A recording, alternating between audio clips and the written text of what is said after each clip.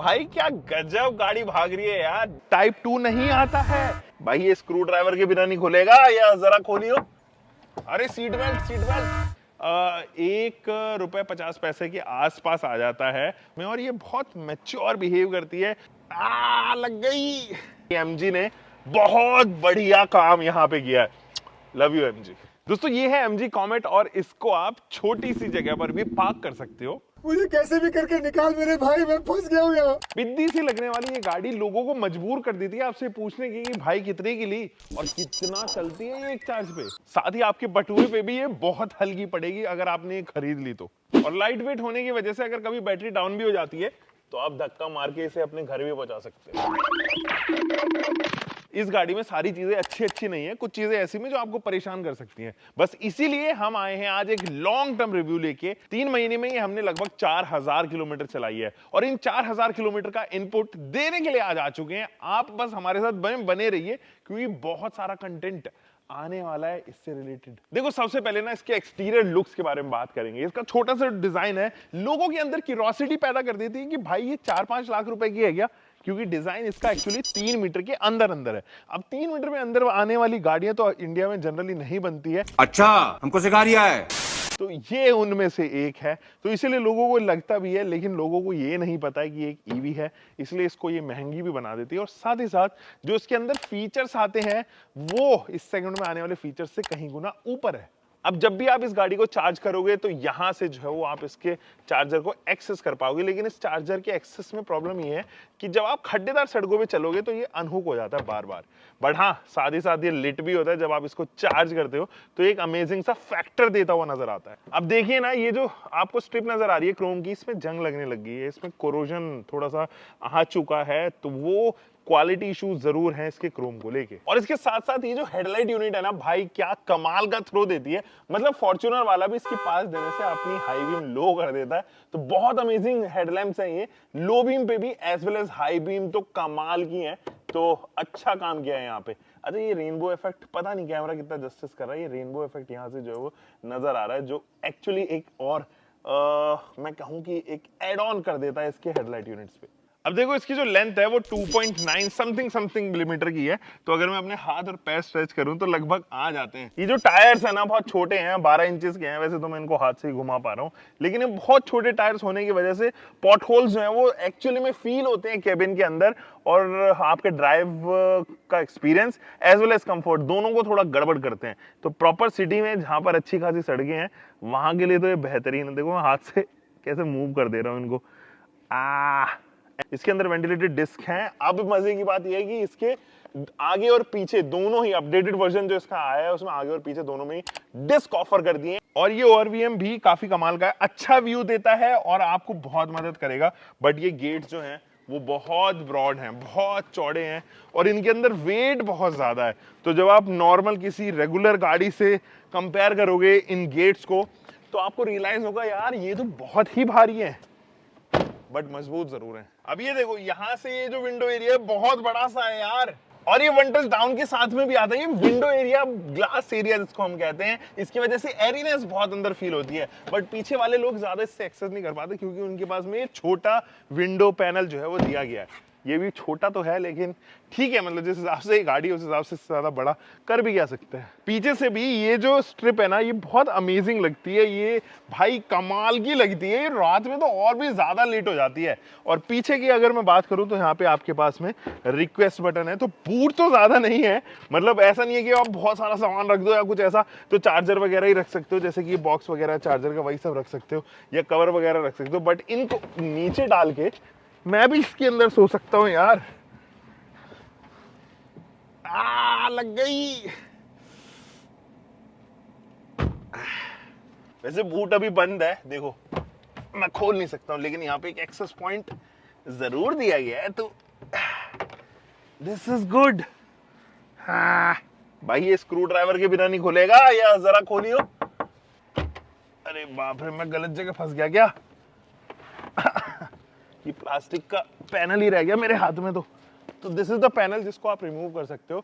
और अंदर ना यहां पर अगर मैं आपको दिखाऊं एक एक्सेस पॉइंट दिया गया है जिससे आप बूट खोल सकते हो। अब देखो जिस साइज में ये गाड़ी दी गई है उसमें 2 पार्किंग सेंसर्स एक्चुअली काफी हैं। इसके साथ साथ आपके पास में एक कैमरा भी आता है और इस कैमरे की क्वालिटी इज गुड इनफ, मतलब शिकायत नहीं कर सकता for the price it has been offered with. But इसके साथ साथ एमजी ने इसके अंदर ना बहुत सारे सेफ्टी फीचर्स एड ऑन कर दिए, जिनमें से हिल होल्ड असिस्ट, पीछे के 2 डिस्क ब्रेक्स एड ऑन हो गए। मतलब ऐसी छोटी गाड़ी में रियर डिस्क ब्रेक्स मतलब कौन ही देता है। मेरे को तो यकीन नहीं है कि 10 लाख के अंदर अंदर आने वाली कोई ऐसी गाड़ी भी है। आई थिंक XUV 3XO और एक गाड़ी और छोड़ के ये बाकी गाड़ियों के अंदर ऐसा डिस्क ब्रेक तो आता ही नहीं है, specially for a hatchback as small as this. अच्छा सुन, एक चीज और, जब पार्किंग ब्रेक्स हैं वो यहाँ पर तो मैनुअल है क्योंकि ये पुराना आउटडेटेड वर्जन है जो हमारे पास लॉन्ग टर्म के लिए आया, बट अभी जो है वो इलेक्ट्रॉनिक पार्किंग ब्रेक इसके अंदर आते हैं। भाई अमेजिंग, जॉब फाड़ देते हैं बिल्कुल, यानी कि it gets the job done.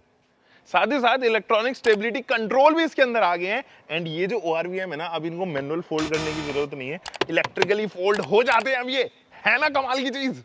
अब भाई देखो इसके अंदर छोटी सी है, ये तो इंग्रेस करने में तो कोई दिक्कत नहीं होती। नानी दादी फूफी मामा चाचा जितने भी बूढ़े हों सब एक ही स्टेप में इंग्रेस कर जाएंगे। बट प्रॉब्लम ये है कि जो इसकी सीट है वो छोटी है। इसके जो साइड के ये जो कुशन्स है ना, ये जो साइड के मैं कहूँगा सपोर्टर्स है, ये थोड़ा सा प्रॉब्लम करते हैं फॉर लॉन्गर रन। छोटे पीरियड में तो आपको पता भी नहीं चलेगा, जैसे कि मैं अगर अभी लेके जा रहा हूँ और Run.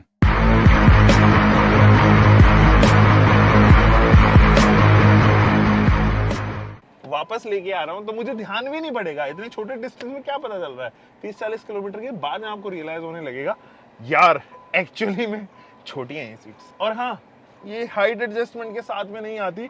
एंड इसका जो रिक्लाइन है ना वो भी ये दिस इज द डेडलाइन, इसके बाद ये रिक्लाइन नहीं होता है। सो वो लोग जो पैसेंजर साइड एक्चुअली सोना चाहते हैं, जैसे कि मैं अभी सोऊंगा, वो नहीं सो सकते ज्यादा टाइम के लिए क्योंकि गाड़ी पीछे जा रही है, क्योंकि ये ज्यादा पीछे तक नहीं जाती है भाई। ये कुछ फीचर्स हैं। अच्छी बात ये है कि मैं इधर से इधर बहुत इजीली आ सकता हूं। तो स्पेस के मामले में भाई अव्वल नंबर, जितना साइज उससे ज्यादा स्पेस ऑफर कर रही है। एक्चुअली में वो होंडा की फिलॉसफी है ना, मैन मैक्सिमम मशीन मिनिमम, वो मुझे लगता है एमजी ने ज्यादा अच्छे से कॉपी कर ली है। क्योंकि उनकी इलेक्ट्रिक गाड़ियां देखो, मतलब स्पेस ही स्पेस, टनल ही नहीं दिया बीच में। और डिजाइन इतना मिनिमलिस्टिक कि आप कंफ्यूज आ जाओगे कि भाई इसके अंदर कुछ है भी कि नहीं है। बट एक्चुअली बहुत सारी चीजें हैं। USB-C टाइप नहीं आता है, USB-A टाइप आपको दिखाता हूं। यहाँ 2 दिए गए हैं, ठीक है जी। आपके पास में 2 हुक्स ऑफर किए गए हैं। इसके साथ साथ यहाँ पर भी एक USB दिया गया है ताकि आप अपने डैश कैम को इजीली सपोर्ट कर पाएं किसी भी छेड़खानी के बिना। तो ये एक इंटरेस्टिंग फैक्ट मुझे लगा। और ये भी अगर कम पड़ जाते हैं तो आपके पास में you have 12 volt DC supply here, तो अडेप्टर लगाइए और खुशी से राज कीजिए। भाई देखो इसका छोटा सा जो AC है वो कूल तो बहुत करता है, घना कूल करता है। यहाँ पर भी अगर आप देखोगे तो कंडेंसेशन बढ़िया हो रखा है। पानी मेरे हाथ पे भी आपको नजर आ रहा होगा।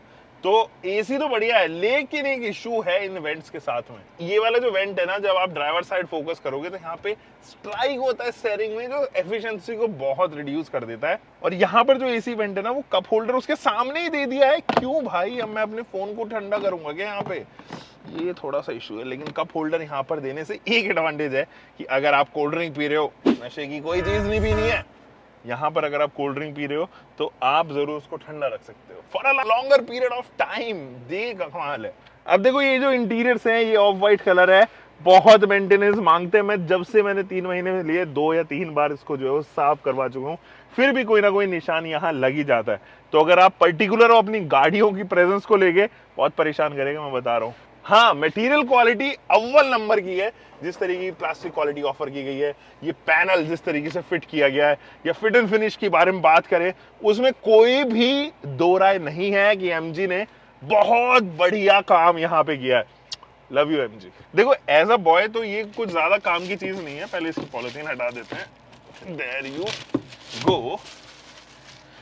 तो ये एज अ बॉय तो आपको काफी कुछ ज्यादा मतलब नहीं होता यार। जैसे लॉन्डो को तो ये है, जिस तरीके के दिख रहे हैं ठीक है भाई, चले जाओ, कुछ ज्यादा मेंटेनेंस लड़के करते नहीं है, लेकिन अगर आप स्किन रूटीन करते हो, लड़की हो या वुमेन हो who is an owner of MG, उनके लिए बहुत अच्छी चीज है। दोनों साइड ही दी गई है। जनरली ओईएम्स क्या कहते हैं, पैसेंजर साइड तो देते हैं बढ़िया से, लेकिन यहाँ पर ड्राइवर सेंट्रिक नहीं रखते। क्यों? ये driver centric, this is a great feature along with the card holder. कमाल यार। जब आप डोर पैनल को धीरे धीरे इस्तेमाल करने लगोगे ना, तो आपको रियलाइज होगा यार ये मोबाइल होल्डर का बहुत ही बेहतरीन एग्जांपल है। मतलब ये दोनों साइड ही दिया गया। और हाँ, ये मोबाइल होल्डर के साथ साथ ग्रैब हैंडल का भी काम करता है। पैर ना दब जाए मेरे, पूरे भाई साहब। अच्छा एक चीज और, ये जो सीट बेल्ट है ना, बहुत पीछे दी गई है यार, इसके कंट्रोल्स बहुत पीछे हैं। और एक चीज और, अगर मैं चाहूं भी तो इसको ना इसमें फिक्स कर सकता हूं। तो मैंने इसको इसमें फिक्स कर ली, लेकिन फिर क्या है कि बार बार जब आप इसको यूज करोगे ना, तो ये इसमें से ऑटोमेटिकली निकल जाती है, अनपिन हो जाती है, समझ में नहीं आता कैसे। और सबसे बड़ी शिकायत ये है कि जब ये ड्राइवर साइड दी गई है, तो पैसेंजर साइड क्यों नहीं दी गई भाई? कॉस्ट कटिंग इधर तो जरूर की है एमजी ने, मुझे लगता है। अच्छा ये देखो, जब मैं सेकंड रो में जाता हूँ ना, दरवाजा खोला मैंने, तो अब अंदर जाना बहुत ईजी है। वैसे तो ये मल्टी फंक्शन काम करता है ये वाला लीवर, तो मैंने इसको आगे कर दिया और अब मैं इंग्रेस करूंगा, यानी ये गाड़ी के अंदर घुसूंगा। बाप रे, क्या क्लस्ट्रोफोबिक है। क्या ऐसा लग रहा है कि मैं किसी 7 सीटर की थर्ड रो में आ गया हूं? जी नहीं, यहां पर बहुत स्पेस है। यहां पर नी रूम देखो भाई, कमाल की नी रूम है। बस अंडर थाई सपोर्ट से थोड़ी शिकायत है, बाकी तो यहां पर ठीक है। जो एसी की एफिशिएंसी है ना, वो भी पीछे तक आती है भाई, गजब। ग्रैब हैंडल दी गई है, प्रॉपर सीट बेल्ट हैं, जो कि 3 पॉइंटेड सीट बेल्ट हैं मेरे पास में। 2 लोग तो बहुत आराम से बैठेंगे यहाँ पे। हाँ, व्यू थोड़ा सा ऑब्स्ट्रक्ट होता है, तो ऐसा लगता है जैसे मेट्रो में जा रहे हो, डुक डुक डुक डुक डुक डुक डुक डुक। ये तो है, लेकिन डोर में सच में बहुत वेट है यार। अब वेट ज्यादा होने की वजह से थर्ड नॉइज भी बहुत अच्छी आ रही है, देखो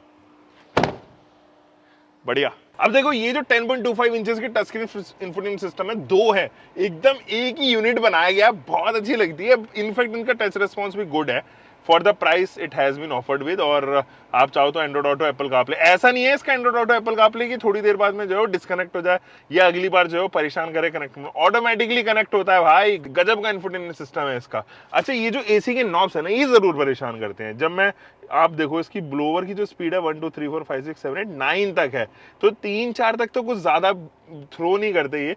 यहाँ पर जितनी भी रीडिंग्स है वो आती रहती है। एंड इनफैक्ट अगर आप ये लो पॉइंट देखोगे, तो 2 and 3 या 4 तक अगर आप जाओगे, तो ऐसा बहुत ज्यादा इफेक्ट नहीं पड़ता। 4 के जस्ट बाद आप अगर आप देखोगे, यहाँ पे अगर L1 देखें तो ये लोएस्ट है। इसके बाद L2, 1 and 2 में बहुत ज्यादा डिफरेंस नहीं है। 3 के बाद में मेजर डिफरेंस है 4। तो डिस्ट्रीब्यूशन मुझे लगता है कि अनइवन है थोड़ी सी, बाकी तो सारी चीजें बढ़िया है भाई, एक नंबर। इसका डिफॉगर वगैरह सब काम करता है। ये है वो रामबाण जिससे आप इस गाड़ी को टर्टल से रैबिट बना सकते हो। यही आता है eco, normal and sport mode के साथ में। वैसे इसका इंस्ट्रूमेंट क्लस्टर तो काफी कमाल का है, ये जनरली सारी इंफॉर्मेशन दे देता है। तो आपको रियलाइज होगा कि हर 1% पे ये 2 किलोमीटर चल रहा है, बट रियल लाइफ में ऐसा होता नहीं है यार। रियल लाइफ में ज्यादा गिरता है। In fact eco, normal and sports mode, तीनों मोड पे एक ही दिखाएगा। मतलब ऐसा नहीं है कि मैंने एसी चलाया तो डाउन हो गया, या फिर मैंने स्पोर्ट्स मोड डाल दिया तो डाउन हो गया, या इको मोड पे बढ़ गया। सेम ही दिखाता है, which is unrealistic in real life. देखो इसके अंदर ना एमजी डिजिटल की देता है, यानी कि आप उस की को शेयर कर सकते हो किसी और के साथ में भी। दिस इज समथिंग न्यू, और इस सेगमेंट के लिए तो एक्चुअली नहीं है। 55+ कनेक्टेड फीचर्स इसके अंदर एमजी ऑफर करता है, जो इसको बनाता है बहुत ही बेहतरीन इंटरनेट इनसाइड वाली सबसे छोटी गाड़ी। और साथ ही साथ अगर मैं गाड़ी भूल गया हूं, अरे भाई मेरी गाड़ी पार्क कहाँ है, पार्क कहाँ है, पार्क कहाँ है, मैं बस अपना फोन निकालूंगा एंड फाइंड माई लोकेशन पे एक्सेस करूंगा और मुझे पता चल जाएगा मेरी गाड़ी एक्चुअली पार्कड कहाँ है। वैसे इतनी छोटी सी की फॉब है इसकी, बहुत ही छोटी सी। दिखा दूं क्या? ये की फॉब है तो छोटी सी, लेकिन आपको ले जाएगी सन 2005-6 में, क्योंकि आईपॉड जैसी लगती है बिल्कुल देखने में। नहीं, अब देखो ये जो चाबी है ये तो मैंने रख ली अपनी अंदर, और यहाँ पे रिक्वेस्ट बटन दिया गया है। अब इतनी छोटी सी गाड़ी, इसके अंदर भी 2 रिक्वेस्ट बटन है, इस साइड भी और इस साइड भी। अब भाई जैसे ही मैं इसके अंदर इन्ग्रेस करूंगा ना, मुझे कुछ जरूरत नहीं है चाबी को बाहर निकालने की या किसी पर्टिकुलर बटन को दबाने की। मुझे क्या करना है, बस ब्रेक पेडल दबाना है और ड्राइव मोड पे इसको एक्सेस कर देना, गुड टू गो। देखो वैसे तो इसका चार्जिंग टाइम जो है वो ठीक है, मतलब रात में लगाओ और सुबह जो है वो उठते ही आपको गाड़ी जो है वो एकदम फुल चार्ज मिलेगी। लेकिन इसके अंदर CCS टाइप 2 नहीं आता है, इसके अंदर आता है टाइप 2 नॉर्मल। लेकिन इसके साथ साथ अब जो है वो फास्ट चार्जिंग इंट्रोड्यूस कर दी गई, क्योंकि ये पुराने वाला वर्जन था। तो अब फास्ट चार्जिंग के साथ में ये तकरीबन 3.5 घंटे लगाती है 17.3 किलोवाट आवर की बैटरी को चार्ज करने में। तो टाइम तो ठीक है। वैसे भी अगर ये स्लो चार्जिंग से भी देखें तो सिटी कम्यूट के लिए ठीक है ना, मतलब आपको क्या चाहिए, रात में लगाओ, सुबह आपके पास में दोबारा से 230 किलोमीटर की रेंज है as per MIDC। But in real life ये कितना ऑफर करती है ये तो हम ड्राइव पे बताएंगे ना। कम विद मी, चलते हैं ड्राइव पे। इस बार रिवर्स में ले जाऊं, क्या बोलती पब्लिक? वैसे रिवर्स में कितना जाती है ये भी चेक कर लेते हैं, नहीं? ओ ओ ओ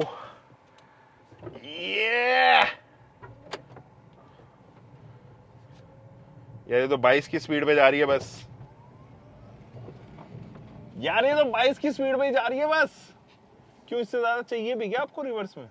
दोस्तों तो हम चला रहे हैं इस 42 PS की 110 न्यूटन मीटर टॉर्क डिलीवर करने वाली मोटर रहित गाड़ी को। अब देखो ये जो मोटर रहित गाड़ी है ना, परफॉर्मेंस के मामले में चुम्मेश्वरी, मतलब खा जाएगी। वो कहते हैं ना ईट इन द ब्रेकफास्ट। अगर इससे अगले में आने वाली जितनी भी छोटी मोटी गाड़ियां हैं जैसे स्विफ्ट, टियागो, टिगोर, ये तमाम गाड़ियां ना, उनको तो परफॉर्मेंस में छक्के छोड़ा देगी। देखो जो बात है, रियलिटी यही है। तो इस मोटर में काफी जान है भरपूर और कोशिश पूरी करती है कि ये आपको 100 पार पहुंचा दे। तो 108 किलोमीटर की प्रति घंटे की इसकी स्पीड भी है।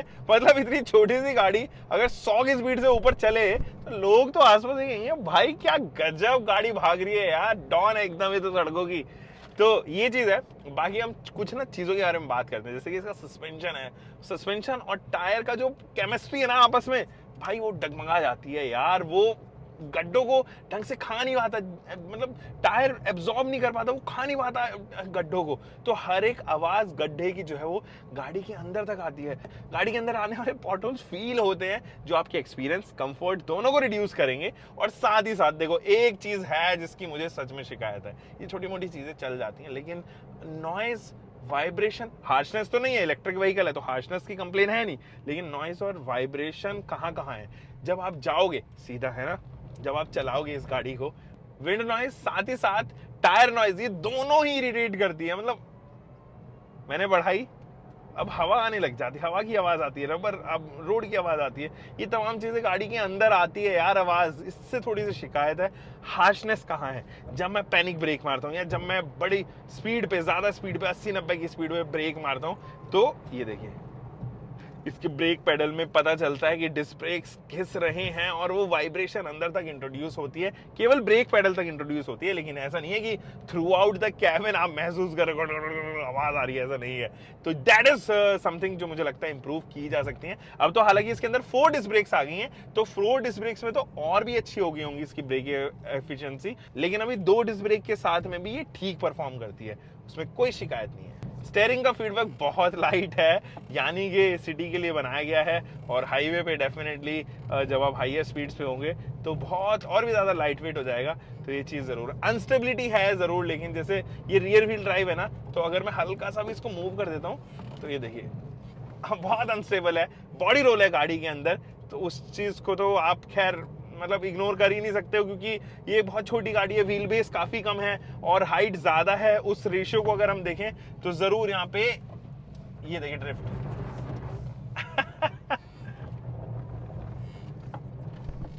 हल्का सा और ड्रिफ्ट मार के देखते हैं। यहाँ पे थोड़ी सी बजरी पड़ी है क्योंकि ये रियर व्हील ड्राइव है, तो अच्छे से ड्रिफ्ट लग जाती है।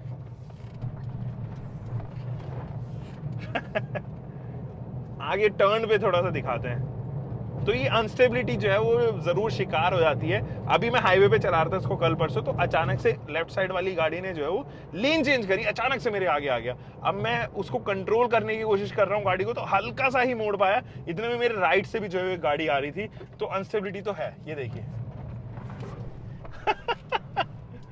अरे भाई, तो इसीलिए आप इसको ना सिटी में चलाओ, प्लान्ड वे में चलाओ। It is a more settled car in city comparative to when you will be driving it on highways. तो हाईवे के लिए नहीं बनी है, ले जा सकते हो डेफिनेटली, कोई प्रॉब्लम ऐसा नहीं है, बट फिर आपको बहुत संभल के चलना है, बहुत आपको तेज नहीं चलानी है। आपको इसके जो एक कंट्रोल्ड स्पीड है, जहां पर आप जिस स्पीड में आप इसको कंट्रोल कर सको वहां पर चलानी पड़ेगी आपको गाड़ी। इसकी हेडलैम्प भी बहुत कमाल के हैं, जैसे कि मैंने आपको पहले भी बताया था भाई, रात में तो जगमगा देते हैं, ऐसा लगता है जैसे सूरज आ गया हो, निकल गया हो कहीं से सूरज। तो उस पर तो बढ़िया काम किया है एमजी ने। एसी बढ़िया काम करता है, अभी भी अपने लोएस्ट पे है और बहुत कूल कर रहा है, तो एसी में प्रॉब्लम नहीं है। और एसी के जो वेंट्स हैं उनकी मैंने शिकायत आपको बताई दी थी, वो तमाम चीजें हैं। लेकिन एक चीज और, जब आप ड्राइव करते टाइम ये वाला जो मिरर है ना IRVM, आपके लेफ्ट साइड के व्यू को बहुत ऑब्स्ट्रक्ट करता है। क्यों करता है? देयर इज अ रीजन, क्योंकि ये काफी नीचे है, विंडशील्ड इतना छोटा है, और आप देखोगे जो इसका विड्थ है, इनफैक्ट जो हाइट है विंडशील्ड की, वो भी काफी कम है। इस वजह से ये ऑब्स्ट्रक्ट करता हुआ नजर आएगा। एंड आप ज्यादा हाइट को जो है वो नीचे कर नहीं सकते अपनी सीट के, क्योंकि हाइट एडजस्टेबल सीट नहीं है, तो ये ऑब्स्ट्रक्ट करता है आपके विजन को। इसके अलावा रीजनरेशन है इसमें 3 लेवल के, आप एक्टिवेट डीएक्टिवेट कर सकते हो। मोड्स हैं economic, normal and sports, and तीनों में एक्चुअली परफॉर्मेंस अलग अलग तरीके की। जैसे अभी मैं इको पे चला रहा हूँ, अगर नॉर्मल पे चलाऊंगा तो और तेज, एंड स्पोर्ट्स में तो सुपर्ब हो जाती है, रॉकेट की तरह उड़ती है। तो वो चीज जरूर है। एक चीज और मैं यहाँ पर कोशिश करूंगा आपको बताने की। अच्छा, जो मोटर है ना, जैसे जैसे उसकी बैटरी लो होने लगी, फॉर एग्जांपल वो 50 से पहुंची, तो थोड़ी सी पावर ड्रॉप होगी, है ना, तकरीबन 5 से 10% की। लेकिन जब आप 20% पे पहुंचते हो तो 30% का पावर ड्रॉप है यहाँ पे, जो बहुत बड़ा पावर ड्रॉप है। फिर तो ये ग्रेजुअली धीरे धीरे मटकते हुए चलती है, जैसे जिसको कहते हैं स्लो एंड स्टडी। जो slow and steady wins the race, कछुआ चाल में हो जाती है, फिर खरगोश नहीं बनती है। तो वो चीज जरूर है। देखो छोटे छोटे पॉटहोल, हर एक की आवाज अंदर तक आ रही है। अच्छा, जो इसका ऑडोमीटर है ना, ये ट्रिक है यार, पता नहीं किस तरीके से जीरो होता है, या तो ऑटोमेटिकली जीरो हो जाता है, या फिर एक तरीका भी है। वो तरीका मुझे समझ में नहीं आ रहा, या तो उसके अंदर है ही नहीं वो ट्रिप मीटर को जीरो करने का तरीका। तो वो चीज मेरे को थोड़ा सा चुभती है कि यार मैं अपने हिसाब से ट्रिप मीटर जीरो नहीं कर सकता इसका, and that is an issue यार। गाइस, 4000 किलोमीटर चलने के लिए इस बैटरी पैक को मैंने 24 टाइम्स चार्ज किया, यानी कि 4000 को सीधा डिवाइड कर दिया 17.34 से, तो 24 आ गया, एंड 6.5 से मल्टीप्लाई कर दी, क्योंकि 1 यूनिट की कॉस्टिंग वो है। मेरे प्राइसेस आ रहे हैं 2700 के आसपास, प्लस टैक्सेस मिला लेते हैं चलिए, और XYZ मिसलेनियस कुछ चीज़ें ऐड ऑन कर देते हैं, वो 3000 के करीब पहुंच जाता है। 4000 चलने के लिए 3000, तो तकरीबन 1.50 रुपए के आसपास आ जाता है, और थोड़ा सा ऊपर ही जाएगा क्योंकि मैंने 3000 राउंड ऑफ कर लिया है। तो 1.5 रुपीज पर किलोमीटर के हिसाब से जो है वो आप यहाँ पर देखेंगे इसकी रनिंग कॉस्ट। जबकि अगर मैं CNG गाड़ी खरीदता हूँ सेम प्राइस पॉइंट पे, तो 4000 किलोमीटर चलने के लिए मुझे 25 किलोमीटर पर केजी का माइलेज ले लेते हैं, 160 केजी CNG लगेगी। 1 केजी की जो CNG है वो मेरे यहाँ 79.5 रुपीज फिलहाल चल रही है गाजियाबाद में, तो 12,720 रुपए की CNG मैं 4000 किलोमीटर चलाने में लगाऊंगा, जो कि लगभग 9,700 रुपए की बचत मुझे दे रही है फिलहाल ये हर महीने। एंड प्लस अगर आप पेट्रोल खरीदते हैं तो 21,000 रुपए का पेट्रोल मुझे यहां पर लगता हुआ नजर आ रहा है, अगर मैं वही 17-18 के आसपास का माइलेज ले लूं किसी भी इस सेगमेंट के आने वाली गाड़ी में। तो वो 21,000 में अगर मैं देखूं तो एक तरीके से तकरीबन 18,000 रुपए का मेरा फायदा है हर महीने। तो ये जो प्राइस है ना, वो आप देखो मतलब कितना अफोर्डेबिलिटी फैक्टर को बढ़ा दे रही है। अगर आप इलेक्ट्रिक व्हीकल खरीद रहे हो, अपने घर में चार्ज कर रहे हो, और इसके साथ में ये है कि जब आप तकरीबन 12-13 हजार रुपए स्पेंड करते हो, तो 3,000 रुपए आप इलेक्ट्रिसिटी पे स्पेंड कीजिए, है ना। और साथ ही साथ ये जो रिमेनिंग अमाउंट है, जो 9,700 रुपए की अमाउंट है, चलो इसको 10,000 ही मान लेते हैं, मतलब आप इसको EMI पे कन्वर्ट कर सकते हो इन 10,000 रुपए को। और अगर आप देखें ना, इस EMI को अगर आप कन्वर्ट कर रहे हैं तो तकरीबन 3 या 4 साल में गाड़ी फ्री हो जाएगी, ऑलमोस्ट फ्री चलेगी आपकी गाड़ी उसके बाद। तो दिस इज समथिंग जो थोड़ा सा रियलिस्टिक है इस गाड़ी के साथ में, और ये बहुत मैच्योर बिहेव करती है प्राइस सेविंग में, और जिस प्राइस पॉइंट पे आती है बहुत बजट फ्रेंडली है। वॉलेट पे, आपकी पर्स पे जो है वो बहुत कम पड़ेगी, फर्क ही नहीं डालने देगी आपको, ऐसा लगेगा जैसे लगभग फ्री चल रहे हो आप। अगर आप भी खुश हो इस रिव्यू से, तो अभी तक अगर आपने वीडियो देखी तो डेफिनेटली गिव अस अ सब्सक्राइब बटन, और हम मिलेंगे एक और नई वीडियो के साथ में। आप तब तक अपना ध्यान रखें, सुरक्षित चलें, next time, bye bye, take care, keep learning car bike whatever vehicle you are having, drive safe.